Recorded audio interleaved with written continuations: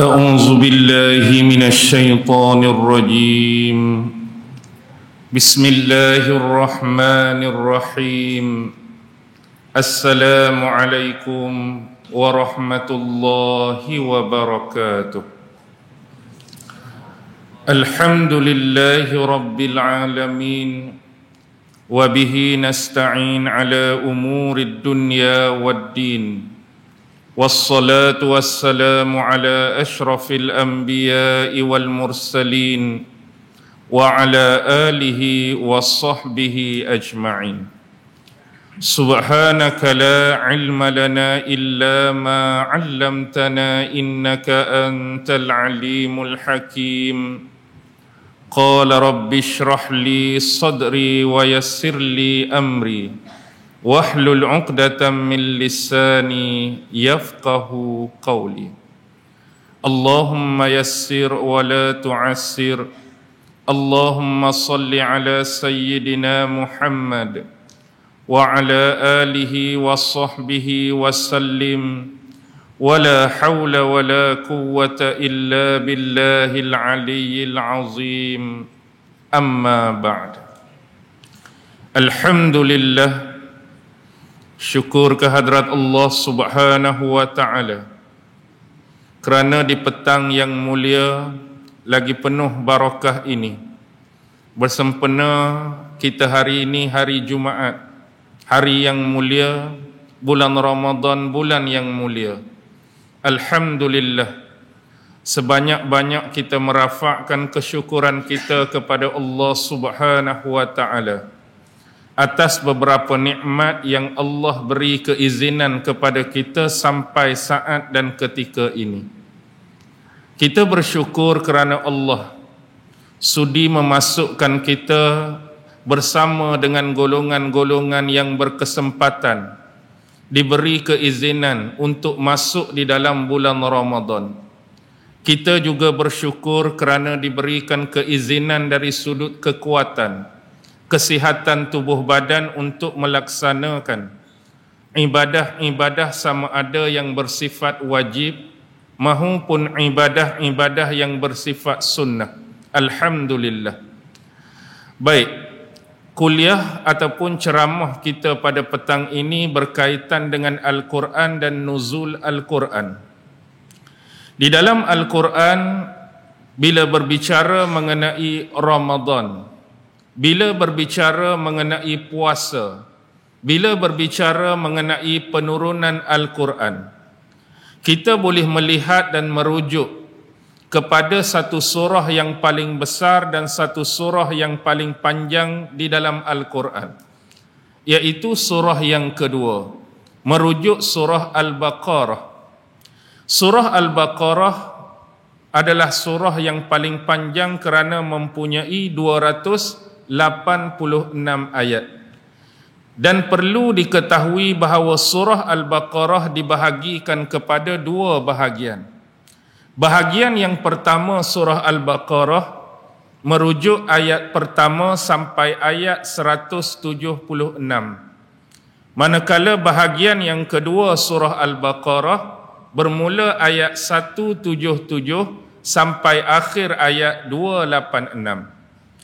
Dan surah Al-Baqarah ini diberitakan oleh Allah di dalamnya mempunyai 4 isi penting, 4 kriteria dan elemen. Pertama ialah persoalan tauhid, keimanan, akidah kepada Allah Subhanahu wa Ta'ala. Yang kedua ialah ar-risalah, diutusnya nabi-nabi dan rasul. Yang ketiga persoalan jihad. Dan yang keempat persoalan infak. Ini adalah 4 isi penting, 4 tema yang digarap di dalam surah Al-Baqarah. Jadi bila berbicara mengenai puasa, bila berbicara mengenai Ramadan ataupun nuzulul Quran, dia ada pada bahagian yang kedua. Bermula ayat 177 yang dikenali sebagai ayatul bir. Laisal birra an tuwallu wujuhakum kibalal masyriqi wal maghrib walakinnal birra man amana, sampai akhir ayat. Permulaannya Allah Subhanahu wa taala memberikan informasi kepada kita tentang kebaikan ataupun kebajikan yang sebenar di dalam agama. Untuk menjadi seorang manusia yang bertakwa, seorang muslim seharusnya memenuhi kedua-dua kriteria kewajikan dan kebaikan tersebut. Pertama disebut dengan istilah umurun muslihah. Yang kedua disebut dengan istilah umurun munazimah. Apa dia umurun muslihah? Ialah bagaimana seseorang nak memperindahkan, memperelokkan, memperkemaskan, menyempurnakan hubungan dia selaku seorang hamba dengan pencipta dia, Allah Subhanahu wa taala. Umurun muslihah inilah yang kita panggil sebagai ibadah. Kita sebut sebagai amalan, kita sebut sebagai ritual. Hubungan kita dengan siapa? Dengan Allah. Manakala yang kedua disebut umurun munazimah. Bagaimana kita nak menyempurnakan, memperelokkan, memperindahkan hubungan kita sesama kita. Hubungan manusia dengan manusia yang lain. Dari sudut hubungan sosialisasi. Jadi ini disebut sebagai hukum adah. Bagaimana kita bermuamalah, kita berhubungan, kita bertransaksi dengan orang lain. Yang melibatkan adab, akhlak ataupun kita sebut etika. Jadi secara umum saya nak sebut, kita sebagai orang Islam diminta oleh Allah untuk memenuhi kedua-dua kebaikan ataupun kebajikan tadi dengan sebaik mungkin. Tetapi bila kita melihat realiti yang berlaku di dalam masyarakat sebagai contoh, ada sebahagian daripada kita yang hanya cuma memenuhi satu bahagian dan mengabaikan bahagian yang kedua. Contoh, ada orang yang melebihkan atas diri dan kehidupan dia dengan melebihkan persoalan ibadah, hubungan dia dengan Allah. Ya, dari sudut solat 5 waktu dia jaga, alhamdulillah. Dari sudut berjamaah dia jaga, alhamdulillah. Dari sudut puasa Ramadan dia tak tinggal, alhamdulillah. Dari sudut zakat dia bayar zakat, alhamdulillah. Tapi kadang-kala dia mengabaikan urusan yang kedua. Tak berapa baik, tak berapa cantik hubungan sesama manusia. Mungkin dia salat tapi suka bercakap bohong. Mungkin dia berjemaah tapi suka ribah dan mengumpat orang lain. Dia mungkin bayar zakat, tiba bila mari orang minta sedekah, minta pertolongan, dia tak bagi, dia kedekut dan sebagainya. Tu sekadar percontohan. Ada juga sebahagian manusia dia terbalik daripada yang tadi. Dia lebih menjaga hubungan sesama manusia tapi mengabaikan hubungan dia sebagai hamba dengan Allah. Mungkin dia bila berhubungan dengan manusia, dia cukup lemah lembut, sopan santun, tertib ternim bila bercakap, hormat orang tu, hormat orang ni. Tapi semayangnya, tak. Bagus dia hubungan dengan pakcik, bagus dia hubungan dengan makcik. Mari bulan Ramadan, puasanya, tak. Jadi kita sebagai umat Islam nak jadi yang terbaik untuk capai tahap maqam at-taqwa, kena memenuhi dua kriteria ni. Hubungan dengan Allah kena jaga dan hubungan dengan sesama manusia pun kena jaga. Secara kesimpulan, barang siapa yang baik hubungannya dengan Allah, maka kebiasaannya Allah akan mempermudahkan untuk dia juga berhubungan baik dengan manusia lain. Tetapi kalau seseorang tidak mempunyai hubungan yang baik dengan Allah, maka kebiasaannya sukar jugalah untuk dia mempunyai hubungan yang baik dengan manusia yang lain. Baik, itu secara umum tentang kebaikan ataupun kebajikan di dalam agama. Kemudian kalau adik-adik ataupun tuan-tuan melihat rentetan ayat demi ayat, Allah memulakan dengan persoalan apa? Allah memulakan dengan persoalan yang paling besar. Dia sebut umurun munazimah dulu. Hubungan di antara manusia sesama manusia. Dua ayat yang datang kemudian adalah ayat yang berkaitan dengan kisos. Hukum bunuh balas. Kenapa ini penting? Apabila manusia yang dianggap sebagai makhluk yang bersosial, hubungan kita dengan manusia yang lain, pastinya sepanjang perhubungan tersebut akan berlaku percanggahan-percanggahan, pandangan-pandangan dan pendapat yang berbeza. Bila makhluk sebagai manusia, pasti ada yang berbeza dari sudut akidah, pasti berbeza dari sudut kepercayaan, pasti ada perbezaan dari sudut agama, ada perbezaan dari sudut pemikiran, ada perbezaan dari sudut ideologi, ada perbezaan pendapat, pandangan dan sebagainya. Itu biasa. Biasa apabila kita dapat mengurus setiap perbezaan-perbezaan tadi dengan baik. Kita dapat mengurus perbezaan tadi dengan adil. Kita dapat mengurus perbezaan tadi dengan tolak ansur dan bertasamuh, ya, dia akan jadi okey. Tetapi Allah Subhanahu wa taala juga tahu manusia akan boleh pi lebih daripada itu. Kadang-kadang hanya dengan pandangan yang berbeza, pendapat yang berbeza, pemikiran yang berbeza, manusia kadang-kadang boleh bertindak melalui perbuatan-perbuatan mereka melampaui batas pada sikap dan sifatnya.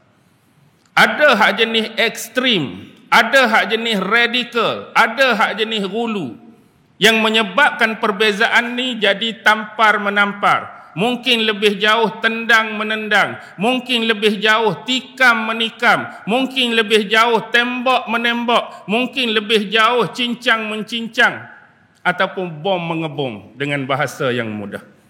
Jadi kalau ini berlaku dalam masyarakat, Islam mengenengahkan isu dan persoalan ini lebih awal. Kalaulah kita tidak menjaga soal yang membabitkan sampai peringkat radikal dan ekstrim serta hulunya manusia sampai membunuh dibiarkan. Cuba bayangkan kalau tidak dibendung, maka apa yang akan berlaku dalam masyarakat? Seorang kampung lain pi bunuh orang kampung lain. Kami tak ambil tahu. Seorang daripada kampung ni pi cincang orang kampung ni, tak melibatkan urusan kami. Orang ni pi bom orang ni, mampu pi lah. Orang ni pi bom orang ni, kami tak ambil tahu. Dengan demikian, seolah-olah pesalah dari sudut pembunuh tidak pernah digari, tidak pernah ditangkap, tidak pernah dipenjara, tidak pernah dihakimi, tidak pernah diadili. Bagaimana agaknya berlaku dalam masyarakat? Huru-hara, kacau bilau dan kemusnahan. Jadi awal lagi Islam datangkan hukum dalam bentuk bunuh balas sekiranya hal ni berlaku untuk menjaga kemuliaan nyawa. Tak mau manusia ni bertindak di luar batasan yang sepatutnya. Untuk tahu lebih lanjut tu kita kena ikuti perbahasan di dalam kitab-kitab fiqh. Yang kedua, apa yang Allah sebutkan selepas tu? Tadi dia ambil yang paling besar, yang melibatkan kenegaraan, yang melibatkan orang awam, yang melibatkan kewajipan kepada negara dan pemerintah untuk melaksanakannya. Kemudian dia turun satu step lagi. Dalam skop yang lebih kecil, kekeluargaan. Tapi masih lagi berkenaan umurun munazimah. Tapi kali ini hubungan kita dengan siapa? Bukan lagi dengan orang luar. Tapi hubungan kita mungkin dengan ibu bapa. Hubungan kita dengan adik-beradik. Hubungan kita dengan pak saudara, mak saudara. Hubungan kita dengan sepupu sepapat. Cuba lihat 3 ayat seterusnya, Allah berbicara mengenai apa? Harta warisan. Supaya apabila seseorang Muslim, dia rasa sudah sampai masa dia untuk meninggal dunia, maka hendaklah dia mewariskan hartanya dengan sebaik-baik pewarisan kepada ibu bapa, kepada anak-anak, kepada ahli keluarga. Tapi dalam masa yang sama Allah menyebutkan ancaman. Barang siapa yang menukar statement pewarisan, maka dosa tersebut akan kembali kepada orang yang menukar. Ni banyak berlaku dalam masyarakat akibat daripada harta pewarisan yang ditinggalkan mungkin oleh ibu atau bapa menyebabkan berlaku pergaduhan dalam ahli keluarga. Pasal apa dua beradik tu tak bercakap? Faraid lah tu ustaz. Pasal apa dua beradik ni hari raya pun tak pernah balik, hak ni pun tak pernah balik. Kes berebut harta tu ustaz, jangan main-main. Adik-beradik boleh berpecah, adik-beradik boleh tipu menipu kerana nak dominasi dan manipulit harta lebih bagi pada dia. Kita ambillah sebagai contoh. Kalau ada seorang bapa mempunyai 3 orang anak. Anak yang sulung belajar tak berapa tinggi, tak berapa pandai, duduk kerja kampung, jaga bapa. Anak kedua duduk di Johor. Anak ketiga duduk di Selangor. Tiba-tiba bapa rasa tak selesa, tak seronok. Boleh dah Abang Long kamu call adik-adik kamu, bapa pun rasa dah tak larat sangat ni. Kalau mereka ada masa, ada kesempatan, mintalah mereka balik. Bolehlah kita bincang apa-apa. Jadi lagu mana? Jadi nak tunggu call, hak ni pun kata, oi saya meeting ni minggu depan ni tak boleh balik lagi bapa. Hak nu kilang dia baru nak operasi, kilang dia baru nak rasmi, macam-macam lah dunia zaman sekarang. Jadi bapa makin tenat, dia berasa tak boleh pi dah, dia pesan dekat hak sulung, hak duduk sekali dengan dia. Bapa ni bukan orang kaya, tak ada harta mana. Cuma adalah tanah 6 ekar. Jadi hak 2 ekar bucu tu, kamu hak sulung ambil lah hak tu. Hak 2 ekar depan rumah tu bagi kat adik kamu hak tengah. Hak ni bagi kat hak yang ketiga. Bapa pun meninggal. Tiba-tiba meninggal call, anak-anak pun balik. Selesai pengurusan jenazah, abang hak sulung pun selaku orang yang mendengar secara live, secara langsung, secara terus pewarisan tu, abang. Kamu angah bapa bagi sekat. Tadi bapa cakap apa? 2 ekar seorang. Dia cakap, kamu sekat hujung tu. Saya dapat berapa Abang Long? Kamu sekat. Lepas tu 4 ekar lagi. Aku pun tak tahu macam mana bapak masa nak meninggal tu boleh terpeleok. Dia kata kamu tu dapat 4. Aku pun tak boleh nak kata apa. Dah bapak cakap macam tu. Tengok contoh saya nak abang. Dia dominasi dan manipulit pewarisan daripada bapak dia tu. Bukan orang lain tu. Kalau kita kira sebenar tuan-tuan, harta ni adalah harta yang perlu bekerja, perlu berusaha atau percuma kita dapat. Pewarisan ni harta percuma. Bukan kata kena PC borang mana-mana pejabat baru dapat. Bukan kena buat kerja 3 hari 3 malam baru dapat. Bapak meninggal saja, apa yang diwasiatkan tu dapat kat kita. Tu pun nak belasah lagi hak orang lain. Nah, habaq tamaknya manusia bila tak ada iman dalam diri, harta bapak pun dia sanggup selewengkan. Warisan daripada ibu bapak pun sanggup dia putar belik. Allah suruh berhati-hati dah tu, awal lagi. Lepas tu baru datang persoalan puasa. Ni baru dia tukar. Qisas umurun munazimah, harta pewarisan umurun munazimah, mari puasa dia clash tukar. Umurun muslihah. Ni Allah nak cerita hubungan kita dengan dia. Dan apa yang menarik bila Allah berbicara mengenai persoalan puasa Ramadan dan nuzul Quran ni, kalau kita ni pembaca Al-Quran yang tegar, maka kita akan nampak. Dan kalau kita ada belajar sedikit tentang disiplin ilmu tafsir pun kita akan nampak. Lihat begini, kita ambil perkara-perkara yang melibatkan rukun Islam lah, nak bagi mudah dan cepat faham. Bila Allah berbicara mengenai solat, kewajipan solat, waktu solat dalam ayat-ayat Al-Quran, kita dapat lihat kedudukan dan keadaan ayat tersebut bertaburan, berselerakkan di mana-mana tempat dalam Al-Quran. Dia datang wa aqimus solah contoh. Mungkin wa aqimus solah tu duduk dalam surah ni ayat sekian. Datang pula wa aqimus solah lain duduk dalam surah sekian ayat sekian. Mungkin dia datang dengan kalimah wa aqamus solah, surah ni ayat ni. Wa aqimis solah, surah ni ayat ni. Aqimis solah, surah ayat ni. Maksudnya bila berbicara mengenai solat, kedudukan ayat yang cerita pasal solat tu apa dia? Berterabur, berselerakkan dalam mana-mana surah, mana-mana ayat. Begitu juga persoalan zakat. Wa atuz zakah. Ada surah ni, ada ayat ni, tiba-tiba keluar di sini, ada ayat ni, muncul di sini, muncul di sini. Begitu juga dengan persoalan haji.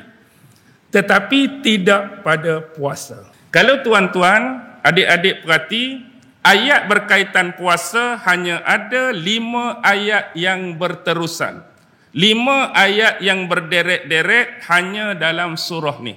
Bermula 183, 184, 185, 186, 187.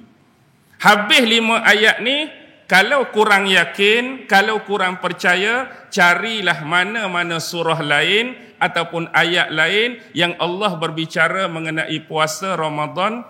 Cuba cari. Kok ustaz tak jumpa kok. Saya jumpa pasal puasa dalam surah ni. Saya jumpa pasal Ramadan dalam surah ni. Try cari kalau ada. Tak akan ada dah. Kecuali 5 ayat yang berderetan dalam surah Al-Baqarah ini.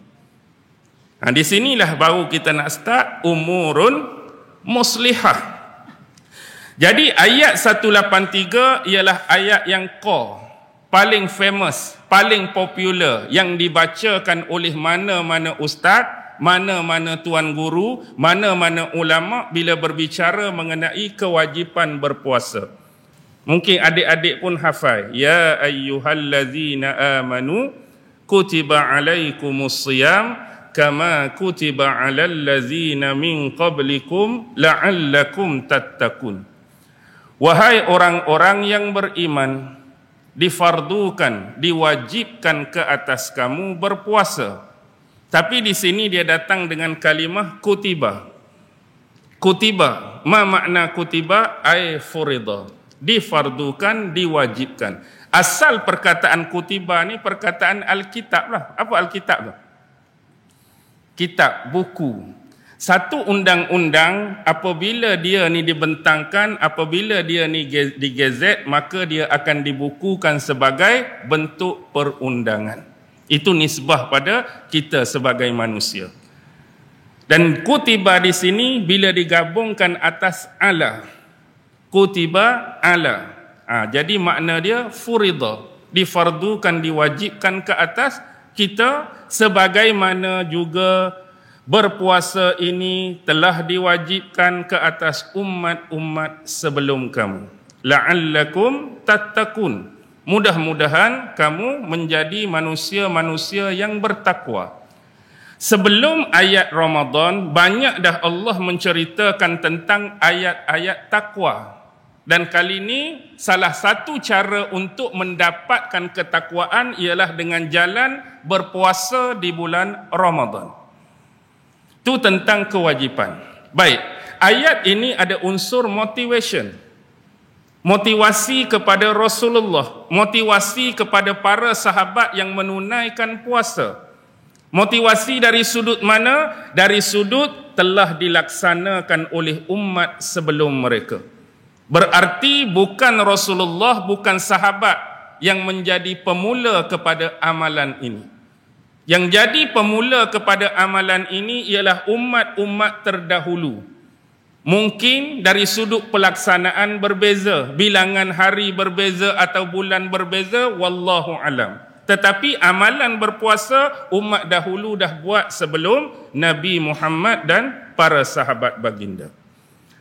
Sebagai contoh, saya buat satu analogi.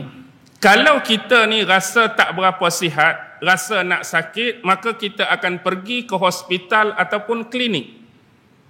Jadi bila pergi hospital ataupun klinik, doktor akan cek kita. Ada masalah apa? Rasa tahu tak seronok mana, rasa macam bebal je, cuba doktor cek. Bila doktor cek, darah nak tinggi ni. Dah satu dah. Lagi doktor ada apa lagi? Kencing pun nak manis sangat dah ni. Contoh. Buah pinggang sebelah tak berapa nak operation dah. Tak berapa nak beroperasi mana dah.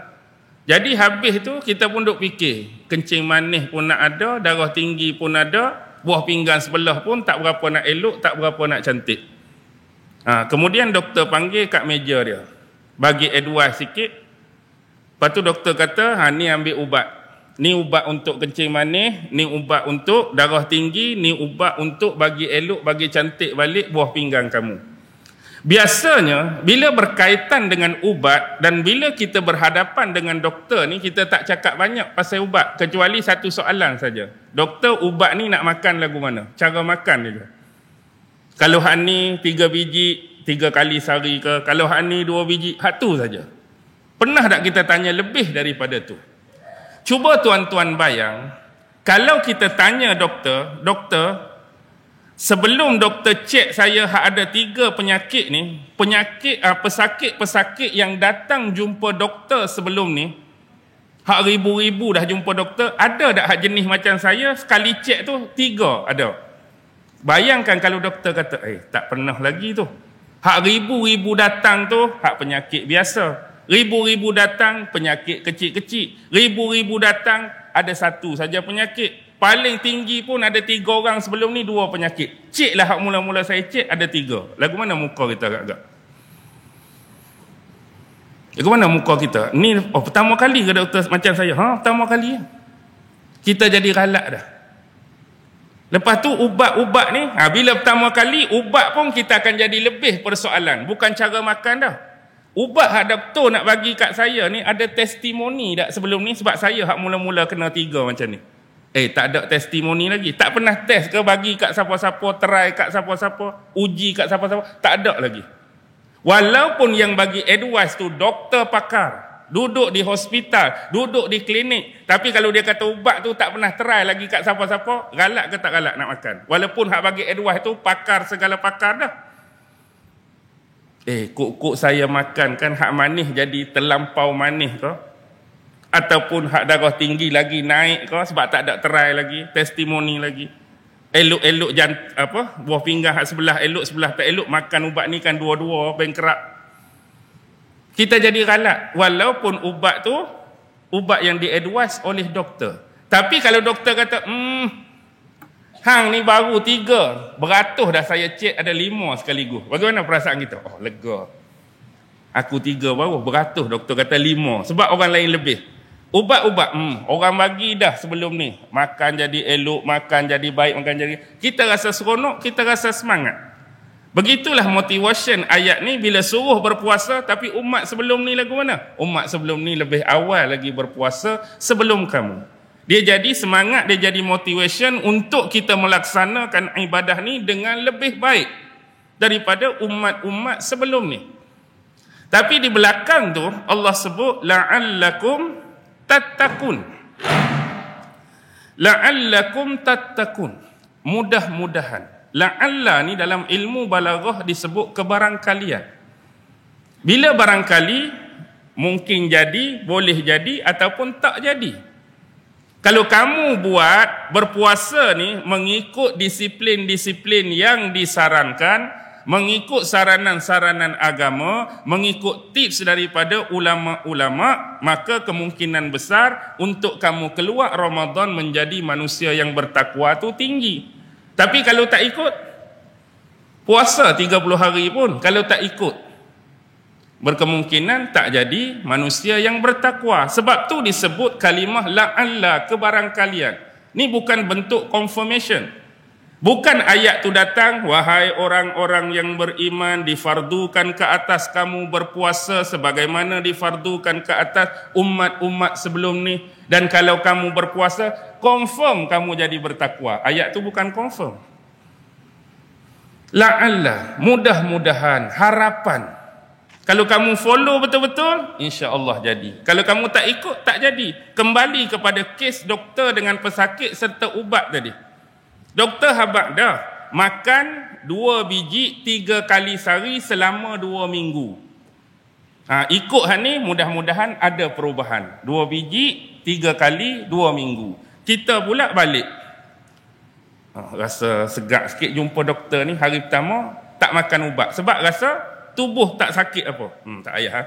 Hari kedua pun tak rasa apa, tak makan lagi. Seminggu ubat hak patut makan 2 biji langsung tak makan sebab tak rasa apa. Masuk minggu kedua, hari pertama, siapa ni sakit kepala ni? Sebab sakit tu, makanlah ubat 2 biji pagi. Bila makan pagi, lega tengah hari. Hak patut makan 2 biji lagi. Makan pula. Tak dah, sebab lega dah. Tak payahlah hari ni. Petang malam pula. Tak payahlah. Last kali makan cerelang-cereluk. Faham cerelang-cereluk? Rasa tahin tak selesa, makan. Sakit, makan. Last kali, tak turun-turun, kencing, tak masam-masam, dah hak manis tu tak jadi masam, ketuk meja. Doktor, Doktor habaq, makan ubat ni 2 minggu settle. Makan ubat 2 minggu ada perubahan. Okey, nak tanya. Hari pertama betul tak ikut? Buat muka bodoh kan? Bila doktor tanya hari pertama tu jujur, tak makan langsung lah sebab saya rasa sihat. Hari kedua, seminggu doktor tak makan. Padan lah tak ada perubahan. Sebab hang tak follow dia punya deskripsi ubat tu. Dengan bijinya, dengan harinya, dengan minggunya, dengan tarikhnya. Aneh pakcik sebelah hak follow. Sekali dengan kamu ambil ubat itu. Elok aja dia. Sebab dia follow sungguh. Begitulah dengan Ramadan. Kita ni hak jaga Ramadan dari sudut batal tak batal, sah tak sah tu, alhamdulillah kita jaga lama dah tu. Tak boleh ni kan termakan, terminum, terkorek lah, tertengok, terapa tu kita cukup jaga. Cuma satu lagi yang jarang kita beri perhatian ialah menjaga puasa kita daripada hilang pahala puasa. Ni payah nak jaga. Faham tak? Perkara yang boleh membatalkan pahala puasa. Banyak cabang. Kadang-kadang melalui mata kita. Mata kita ni walaupun kita tak makan, tubuh kita tak minum, tubuh kita tak bersama pasangan, dia tak puasa ni. Dia boleh tengok macam-macam. Tengok hak tu, tengok hak ni, tengok hak ni. Dan apa yang dia tengok kadang-kadang boleh membatalkan pahala puasa. Bukan batal puasa, pahala tu. Telinga, dengar macam-macam. Kadang-kadang boleh membatalkan pahala puasa. Hak ni lagi banyak ni. Kadang-kadang puasa mengumpat lagi hebat daripada hak hari biasa. Sebab tak ada kerja kan? Dulu ada kerja sambil mengumpat. Hak ni tak ada kerja. Kita mengumpat lebih lagi lah. Tapi puasa ke tak makcik? Oh puasa, cuma mengumpat aja. Ribah, mengadu domba, berbohong, macam-macam, caci maki orang. Benda ni boleh dibuat dan tidak membatalkan puasa, tapi membatalkan pahala puasa. Jadi kalau dia membatalkan pahala puasa, dia duk sedut, dia duk hisap, dia duk keringkan pahala kita, jadi apa nilai dan makna kita berpuasa? Penat dan letih semata-mata, seumpama anda bekerja tak dapat imbuhan, anda bekerja tak dapat gaji. 30 hari dah bos saya bertungkuh lumuh, 30 hari dah bos saya tak tidur tak apa, cukup bulan tak dapat apa? Tak dapat apa-apa. Apa perasaan anda? Hani pun puasa kan hari tu lapak punya lapak, mari nasi kandak kat depan pun tahan, mari air balang 12 jenis pun tahan, takkan tak dapat apa? Tak dapat apa. Sebab mata hang duk melilau macam-macam, telinga hang duk dengar macam-macam, mulut hang duk merapu macam-macam. Kena jaga. Sebab itulah dalam sebuah hadis yang sahih riwayat Imam Muslim, man lam yada' qaulaz zur wal amala bihi falaisa lillahi hajatun fi an yada'a ta'amahu wa syarabah. Man lam yada' qaulaz zur, barang siapa yang tidak mampu untuk meninggalkan perkataan yang buruk. Ada ulama membahaskan qaulaz zur ni berbohong, menipu. Ada ulama yang mengatakan qaulaz zur ghibah, mengumpat. Wal amala bihi, maksudnya dalam keadaan dia sedang berpuasa tapi dia tak mampu untuk meninggalkan benda ni dan mengamalkannya walaupun dia sedang berpuasa. Puasa ke tak? Puasa tapi bercakap bohong. Puasa ke tak? Puasa tapi menipu. Puasa ke tak? Mengumpat. Puasa ke tak? Puasa tapi benda ni tak boleh tinggal. Falaisa lillahi hajatun fi an yada'a ta'amahu wa syarabah. Sesungguhnya Allah Subhanahu wa taala sesekali tidak berhajat kepada rasa lapar dia. Allah tidak berhajat kepada dahaga dia sewaktu dia menjalani ibadah puasa. Kita puasa tapi Allah tak berhajat kepada lapar kita. Kita berpuasa tapi Allah tak berhajat kepada haus dahaga kita. Jadi apa nilai? Nothing, zero. Jadi sia-sia. Jadi inilah antara orang yang berpuasa tapi cuma dapat apa? Penat dan letih semata-mata, tapi dia punya value, mutu keunggulan itu tak ada. Jadi kena jaga. Selepas itulah baru kita akan lihat satu benda yang menarik. Antara yang menarik ialah ayat-ayat yang berkaitan Ramadan ini diapit oleh ayat yang berbicara mengenai harta. Harta.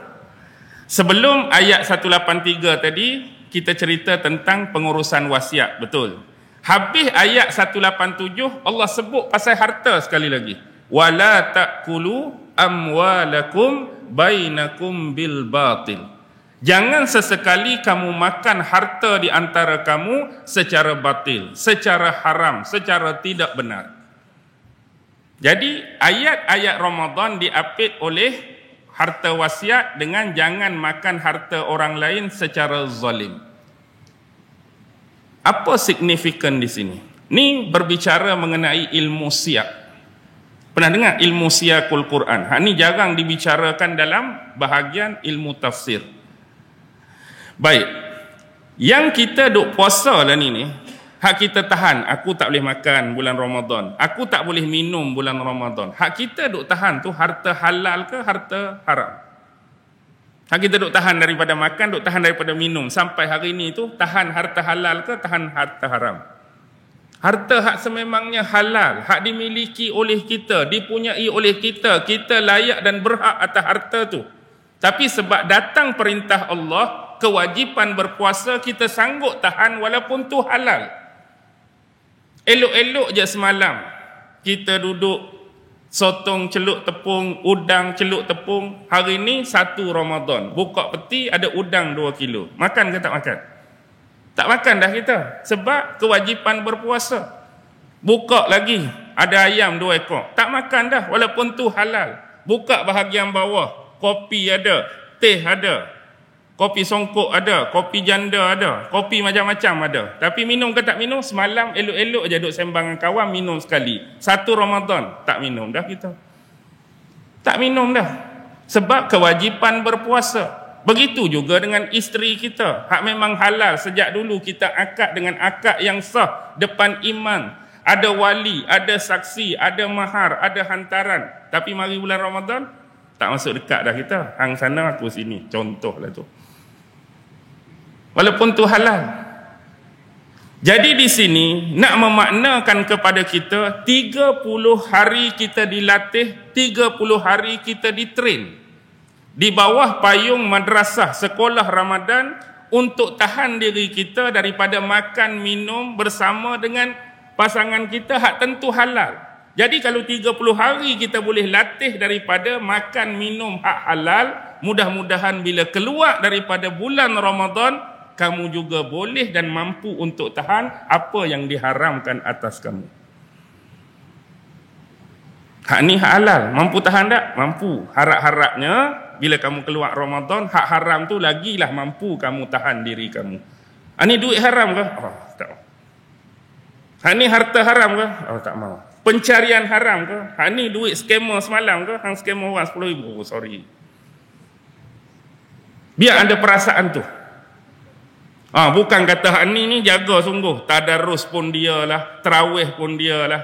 Lepas tu Allahu Akbar, takbir terakhir. Esok raya sembang balik. Esok kita nak start skema siapa ni? Ayat tu terus tak ada apa. Sebab apa berhenti? Sebab bulan Ramadan tak boleh skema orang. Lepas bulan Ramadan boleh skema orang. Tak boleh. Jadi kena beringat benda-benda ni. Lepas tu dia akan bercerita tentang sedikit hukum hakam. Ayyaman ma'dudat, beberapa hari yang ditentukan. Kemudian dia ceritalah keringanan, keuzuran yang diberikan kepada beberapa golongan untuk tidak berpuasa. Contoh seperti orang musafir, ada keringanan, keuzuran. Orang yang sakit, sama ada sakit yang tidak ada ruang untuk sembuh, ataupun sakit yang ada peluang untuk sembuh. Hak sakit atau tak ada peluang untuk sembuh tu memang kena makan ubat hari-hari, kena injek hari-hari, tak ada peluang dah dia nak berpuasa. Mungkin ada hak peluang sembuh, tapi time dia sakit tu, sakit bulan Ramadan, hak doktor suggest kena makan ubat bulan ni. Tak boleh buat apa juga. Kena makan. Tapi hak jenis bulan lain dia okey, bulan ni bau gastrik tu tak ada keuzuran tu. Hak sebelum ni okey je dia. Tapi hak ni aku tak tahu. Setiap kali Ramadan mesti jadi tradisi dah, perut aku ni akan jadi lapar. Bulan lain tak. Tu tak payah. Ni geng-geng plastik hitam apa semua ni. Plastik hitam beli kasut, beli peralatan sekolah tu tak ada masalah. Plastik hitam hak benda lain lah. Fahamlah? Okey. Selepas tu baru Allah berbicara mengenai apa? Mengenai syahrul Ramadan alladzi unzila fihil Quran. Sebab tajuk kita hari ni tajuk nuzul Quran. Hak tadi tu bunga-bunga saja, ni baru nak start kuliah betul. Boleh tak? Sejam lagi. Okey. Syahrul Ramadan. Ni adalah huraian, ni adalah penjelasan, ni adalah jawapan ayat sebelum ni. Ayat sebelum ni 184 apa dia? Ayyaman ma'dudat. Beberapa hari yang ditentukan. Jadi apa dia beberapa hari yang ditentukan tu? Itulah jawapan dia Syahrul Ramadan. Iaitu merujuk 30 hari ataupun sebulan di bulan Ramadan yang diwajibkan untuk kita berpuasa. Bila sebut kalimah syahrun, apa makna syahrun? Bulan lah. Kalau kita terjemah pun syahrun bulan. Tapi syahrun di sini bukan merujuk kepada realiti dan hakikat bulan. Hak kita duk tengok atas langit tu. Bukan. Kalimah syahrun di sini walaupun diterjemah sebagai bulan, tapi merujuk kepada penanggalan tarikh ataupun waktu, timing. Bila sebut syahrun, kita berbicara mengenai yang non-ideal, bukan sama seperti hak betul dia tu. Okey, nanti kita sebut.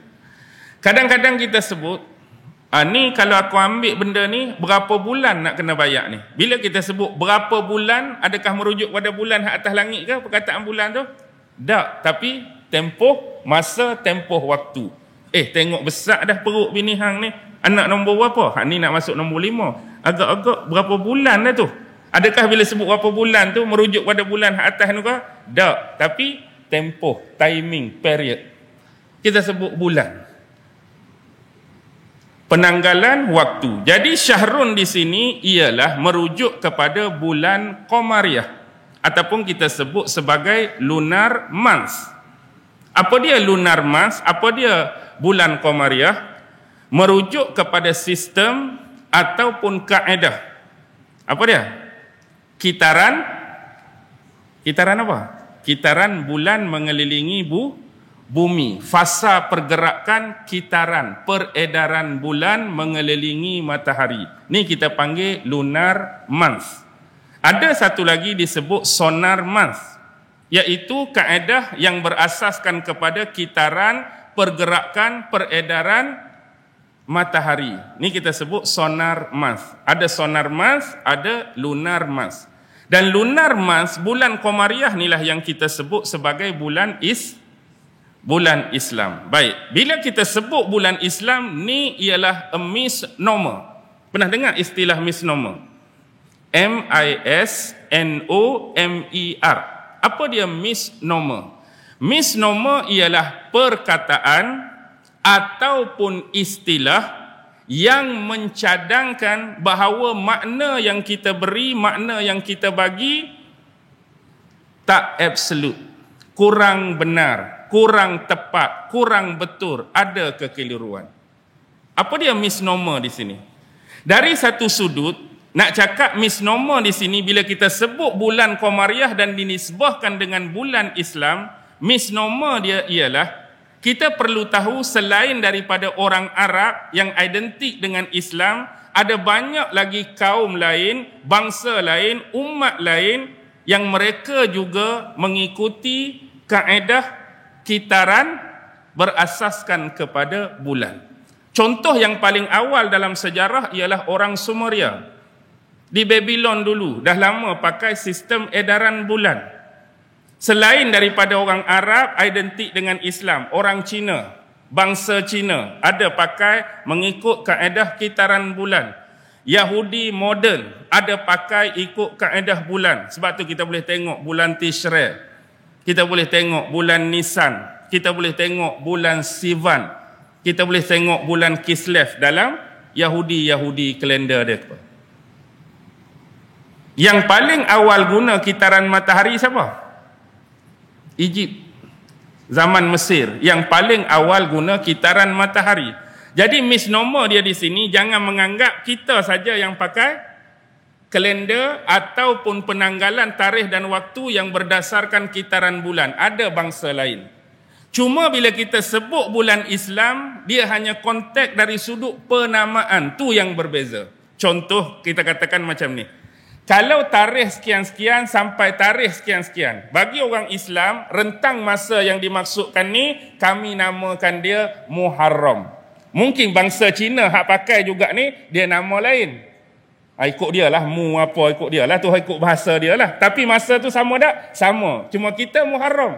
Kemudian ada rentang masa yang kedua, seterusnya. Kami namakan dari sudut Islam ni Safar. Mungkin orang Yahudi tu dia letak nama apa pun. Masa sama tak? Sama. Kami namakan ni Rejab. Kami namakan ni Syakban. Orang lain namakan dengan nama lain. Kalau spesifik yang tu, tak ada masalah. Tapi kalau menganggap hak guna kitaran bulan semata-mata kita, itulah yang saya sebut sebagai misnomer. Benda yang perlu diperbetulkan. Baik, daripada kalimah syahrun inilah lahirnya apa yang selalu kita sebut kalimah ishtihar. Ishtihar. Shin, ha, ra, syahrun. Ishtihar, alif, shin, ta, ha, ra. Bahasa Jawi kita. Ishtihar ni untuk apa? Pengumuman. Kita nak umum. Apabila melihat, apa dia?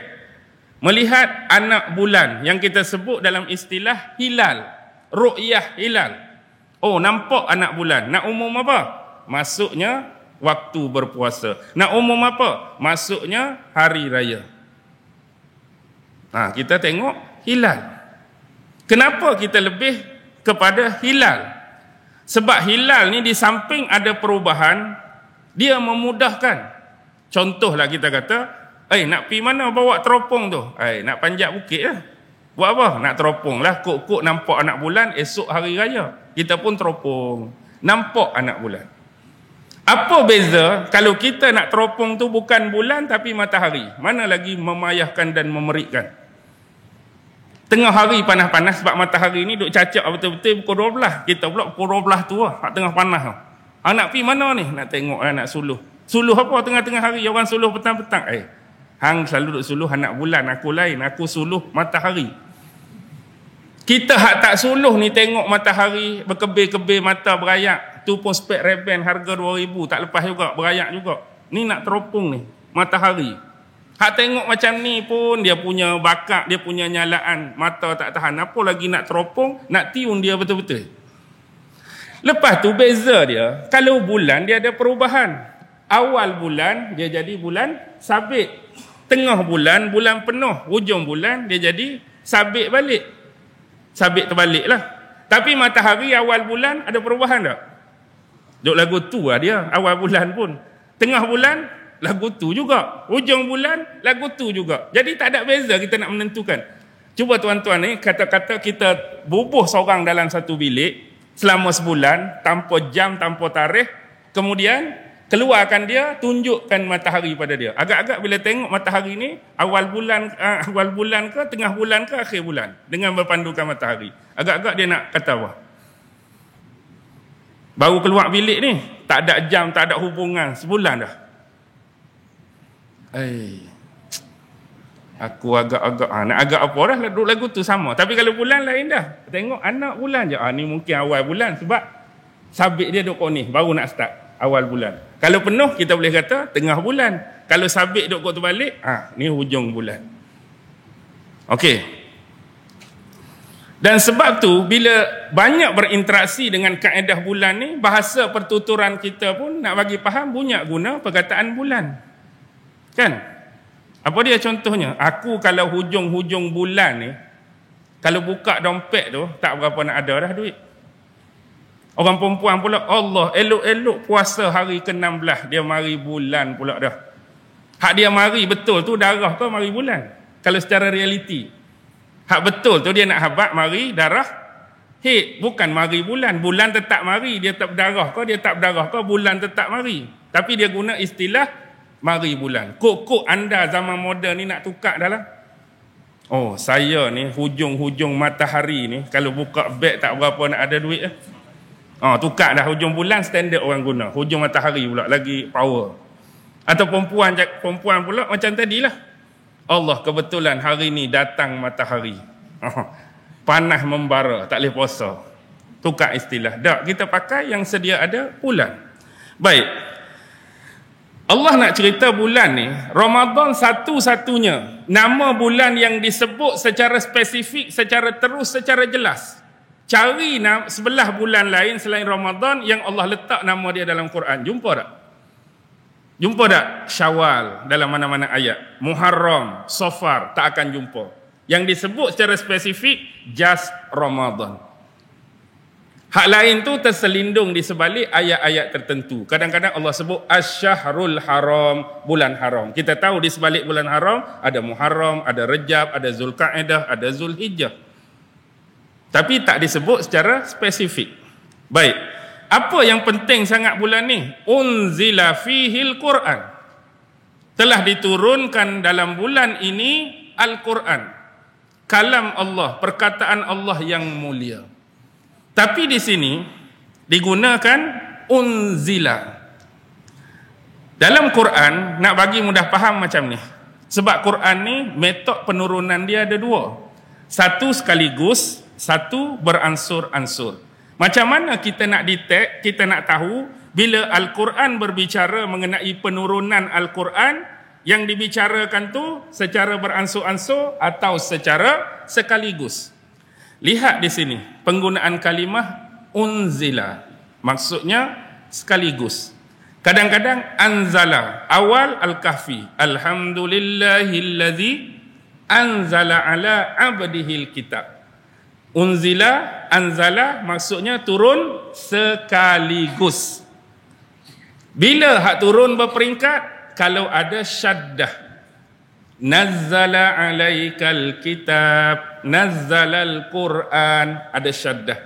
Itu turun secara berperingkat. Contoh, awal surah Ali Imran.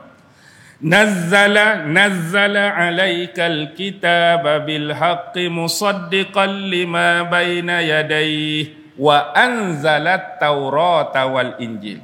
Hak mula-mula diguna kalimah nazzala, berbicara tentang Quran. Quran hak turun secara berperingkat. Tapi bila nak berbicara mengenai Taurat dan Injil, Allah guna apa? Wa anzala, menunjukkan Taurat dan Injil turun sekaligus. Jadi itu beza dia. Spesifik kita nak detect. Walaupun ayat berbicara mengenai turun, konteks mana dia turun. Baik. Yang turun itu Al-Quran. Ini juga jadi satu polemik yang cukup besar dan panjang yang diperdebatkan oleh ulama-ulama kita. Tapi saya nak bagi secara ringkas. Pertama ialah metod penurunan Al-Quran. Bagaimana Al-Quran ini turun yang dipegang oleh ulama-ulama salaf dan khalaf. Hanya ada dua. Pertama, Al-Quran turun sekaligus, serentak. Ini disebut dengan istilah jumlatan wahidah. Sekali turun. Baik, ada 3 ayat Al-Quran yang menjadi hujah dan dalil penurunan dalam konteks ni. Pertama, surah Ad-Dukhan ayat 3. Inna anzalnahu fi lailatin mubarakah. Inna kunna munzirin. Sesungguhnya kamilah yang telah menurunkan Al-Quran pada malam yang diberkahi. Dan sesungguhnya kamilah yang memberi peringatan. Satu. Dalil, hujah, Quran turun sekaligus. Yang kedua, Al-Qadar, ayat 1. Inna anzalnahu fi lailatul qadr. Quran diturunkan pada malam Al-Qadar. Malam ketentuan, malam kemuliaan. Dalil, turun sekaligus. Dan yang ketiga yang kita baca ni, surah Al-Baqarah 185, Syahrul Ramadan alladzi unzila fihi al-Quran. Bulan Ramadan diturunkan Al-Quran padanya. Itu adalah dalil-dalil bahawa Quran turun sekaligus. Manakala metod ataupun manhaj penurunan yang kedua ialah berperingkat, bertahap, beransur-ansur. Ini disebut dengan istilah munajjaman. Munajjaman. Jadi ada dalil dia, ada. Wa bil haqqi anzalnahu wa bil haqqi nazal. Wa ma arsalnaka illa mubasysyiran wa nazira. Dan sesungguhnya Al-Quran ini diturunkan dengan sebenar-benarnya, dan Al-Quran ini turun membawa kebenaran. Nah, habaknya Allah lah yang sebenar-benar menurunkan Al-Quran ni, dan sifat Al-Quran ni diturunkan oleh Allah untuk bawa kebenaran. Wa ma arsalnaka, dan tidaklah kami mengutuskan engkau wahai Muhammad illa, kecuali melainkan mubasyiran sebagai pembawa berita gembira, wa naziran sebagai pemberi ancaman. Ada lagi dalil, ada Al-Furqan 32. Wa qala alladhina kafaru laula nuzzila alaihi al-Qur'anu jumlatan wahidah kadzalika linusabbita bihi fuadak wa rattalnahu tartila. Berkatalah orang-orang kafir, mengapakah tidak diturunkan Al-Quran kepadanya, yakni kepada Muhammad secara sekaligus? Demikian itulah kerana Allah nak memperkuatkan dan memperteguhkan pada hati kamu dengan Al-Quran. Warattalnahu tartila, dan kami membacakan kepadamu dengan tartil. Apa maksud tartil? Teratur dan benar, turun sikit, sikit, sikit, sikit. Jadi ni dalil, ni hujah. Baik, tu metod Al-Quran turun. Tapi yang jadi polemik dan perbahasan ialah apa? Ialah berapa ayat sepanjang sejarah turun. Bila turun, bagaimana cara dia turun. Tu yang jadi polemik. Pernah tak baca perbahasan ulama-ulama tentang nuzul Quran ni? Sekurang-kurang ada 4. Saya bagi secara ringkas nak suruh faham. Pandangan yang pertama ialah Al-Quran ni turun dengan 2 cara. 2 cara tu tak payah cakap banyak sebagaimana yang disebutkan tadi. Kebanyakan mazhab ni dipegang oleh jumhur ulama salaf dan khalaf. Turun yang pertama secara sekaligus malam Lailatul Qadar, bulan Ramadan, sekaligus dari mana? Lauhil Mahfuz ke langit dunia Baitul Izzah. Penurunan yang kedua dari Baitul Izzah melalui Jibril alaihi salam menyampaikan kepada Rasulullah dalam tempoh berapa tahun? Ada kata 20, ada kata 23, ada kata 25, tak kisahlah. Tapi ni jumhur ulama pegang. Yang kedua, mazhab yang kedua ialah mereka percaya, meyakini dan beranggapan Al-Quran ni turun sekali saja. Maksud sekali itu, mereka tak berpegang pada hak turun sekaligus. Mereka berpegang hak mula-mula turun tu berlaku malam Lailatul Qadar. Dia kira terus malam Lailatul Qadar, bulan Ramadan. Jadi turun hak mula-mula tu yang dimasukkan Iqra' bismi rabbikal ladzi khalaq pada Nabi di Gua Hira tu berlaku bulan Ramadan, dan dia malam Lailatul Qadar, dan seterusnya turun sikit-sikit sampai Nabi wafat. Dia tak ambil skop yang pertama, hak turun sekaligus, tak ada pada mazhab yang kedua. Boleh faham tak? Dan ni siapa yang pegang? Antaranya Imam Sya'bi. Yang kedua Muhammad bin Ishaq. Boleh tengok dalam tafsir Fakhruddin Ar-Razi. Buka jilid 5, muka surat 85, ada perbahasan ni. Pandangan yang ketiga. Yang ketiga ni hampir sama dengan nombor 1. Cuma lain sikit. Yang ketiga ni dia pegang Quran turun 2 kali. 2 kali maksudnya sama dengan yang pertama tadi. Cuma yang pertama, hak nombor 1 sekaligus, nombor 2 berperingkat. Hak nombor 3, mazhab nombor 3 ni walaupun turun Quran turun 2 kali, tapi hak nombor 1 pun berperingkat, nombor 2 pun berperingkat. Tak ada hak sekaligus di sisi mereka, walaupun 2 kali. Mereka kata hak pertama kali, hak dipegang pada mazhab mazhab pertama sekaligus tu depa tak pegang sekaligus. Depa pegang dari Lauhil Mahfuz ke langit dunia, tempat sama, tapi turun secara munajjaman beransur-ansur selama 23 malam. Bukan sekaligus bagaimana hak pertama. Turun 23 malam, tapi nilai dia 1 malam bersamaan dengan 1 tahun. 1 malam 1 tahun, sebab dia nak setarakan. Setara dengan apa? Setara dengan hak Jibril akan turun pada Nabi 23 tahun. Kalau hak ni turun munajjaman 23 malam, setara 1 malam 1 tahun, nilai dia berapa? Sama lah, 23 tahun. Cuma konteks dia, hak nombor 1 pun turun munajjaman, nombor 2 turun munajjaman, bukan dia turun sekaligus. Siapa yang berpegang ni? Muqatil Ibnu Hayyan. Ada perbahasan dia, pandangan dia, buka tafsir Qurtubi, ada bahas. Jilid 2, muka surat 297. Siapa lagi yang pegang? Imam Ibnu Jurash. Buka tafsir Tabari, jilid 3, muka surat 447. Ada perbahasan dan pegangan Ibnu Jurash. Dan satu lagi, Imam Ibnu Hajar Al-Asqalani. Tahu tak Imam Ibnu Hajar yang syarah Sahih Bukhari, Fathul Bari itu? Boleh buka jilid ke-9, muka surat 4. Dia ambil pandangan Imam Al-Hulaimi dalam kitab Minhaj. Cara penurunan ni dia sebut dari sudut ni dipegang oleh Imam Hulaimi itu apa dia? Turun Al-Quran secara munajjaman, hak dari Lauhil Mahfuz ke Baitul Izzah 23 malam tu. Tapi nilai dia macam saya sebut, satu malam setara dengan setahun. Dia nak bagi sama nanti Jibril turun pada Nabi, nilai dia pun sama 23 tahun. Buka perbahasan tu. Okey, yang keempat ni secara teknik paling kompleks sebab tahapan mereka ada 3.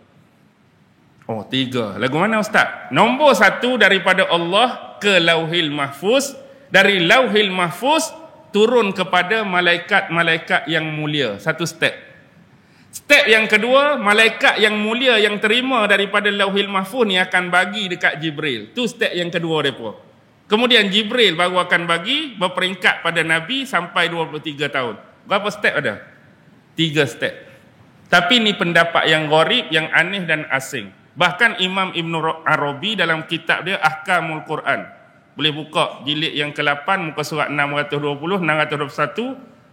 Inilah bentuk kebodohan yang pernah dilakukan oleh sebahagian ahli tafsir jika menganggap pandangan ini adalah pandangan yang benar. Sebab tidak ada perantara antara Allah dan Jibril, sebagaimana tidak ada perantara antara Jibril dan Nabi Muhammad. Tak ada 3 macam ni. Sebelum ni 2 aja, walaupun 2 tu berbeza konteks pemahaman dia. Tapi hak ni mari 3 ni hak pelik sangat dah ni. Tapi saya baca juga, saya cerita juga sebab termasuk di dalam perbahasan. Tapi dalam 4 ni nak pegang hak mana? Pegang hak nombor 1. Hak jumhur, ulama salaf dan khalaf pegang konteks penurunan yang pertama sekaligus yang kedua secara munajjaman. Cuma yang jadi polemiknya, kenapa 17 Ramadan? Kenapa kita sambut 17 Ramadan? Pertama kita kena nilai dulu. Betul ke malam Lailatul Qadar yang berlaku bulan Ramadan turun Quran tu 17 Ramadan? Nombor 1 kena cari ayat pertama dulu. Baik, ayat pertama ada 3 perbahasan. Ada kata Iqra 1 hingga 5. Ada kata Al-Muddathir ayat 1. Ada kata Al-Fatihah.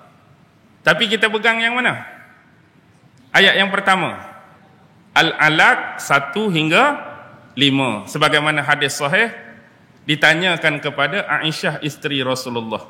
Aisyah sebut surah yang pertama yang diturunkan adalah surah Iqra bismi rabbik, merujuk kepada surah Al-Alaq. Selesai dah ayat yang pertama. Selesai ayat yang pertama, kita nak tiun bulan pula. Bulan mana sebenarnya Quran turun? Sebab ada kata bulan Rabiul Awal, ada kata bulan Ramadan, ada kata bulan Rejab.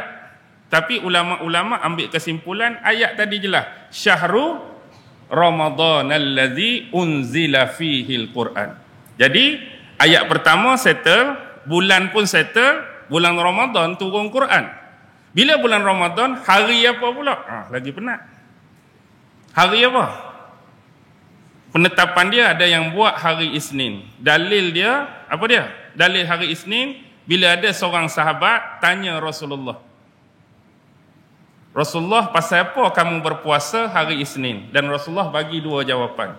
Rasulullah berpuasa hari Isnin pertama kerana hari beliau ataupun baginda dilahirkan, dan satu lagi hujah dan jawapan kerana hari Isnin adalah wahyu pertama kali yang turun pada baginda.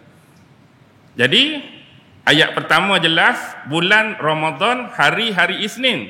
Hak lagi haru, hak lagi payah, berapa hari bulan hari Isnin tu? Berapa bulan agak-agak.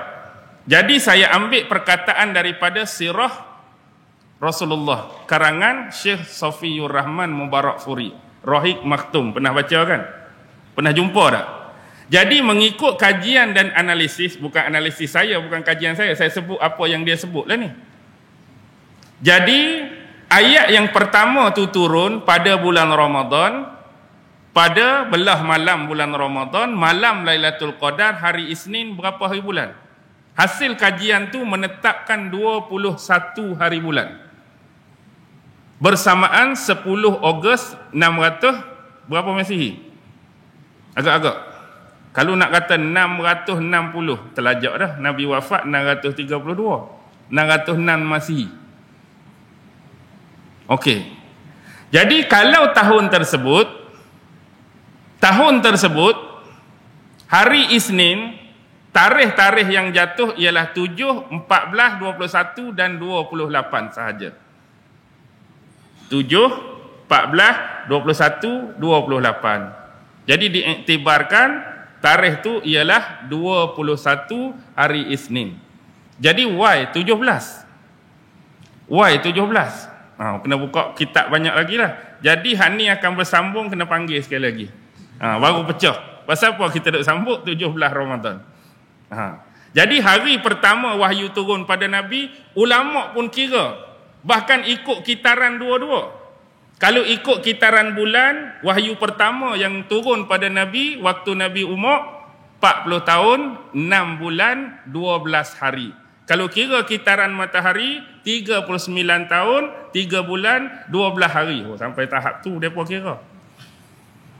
Kita nak ingat nombor tu pun, tercabut anak tekak, tercabut kepala. Tak apalah. Jadi kita ambil lah apa-apa sumber yang kita rasa kita boleh kongsikan bersama.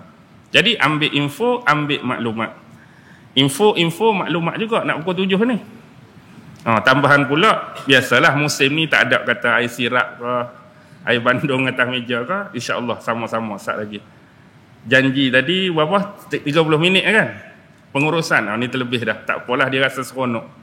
Sebab first time. Nanti kita sambung lagi kalau ada masa, kalau orang panggil lagi, insya-Allah. Jadi saya berakhir di sini. Mudah-mudahan apa yang kita bicarakan, apa yang kita sembang bersama petang ni ada sedikit manfaat, faedah dan kebaikan. Untuk siapa? Terutama kepada diri saya yang bercakap, dan mudah-mudahan juga ada faedah dan manfaat untuk adik-adik, untuk tuan-tuan dan puan-puan sekalian. Sama-samalah kita saling memperbaiki dan memuhasabah diri kita di bulan Ramadan yang mulia ini. Wabillahi taufiq wal hidayah. Wassalamualaikum warahmatullahi wabarakatuh.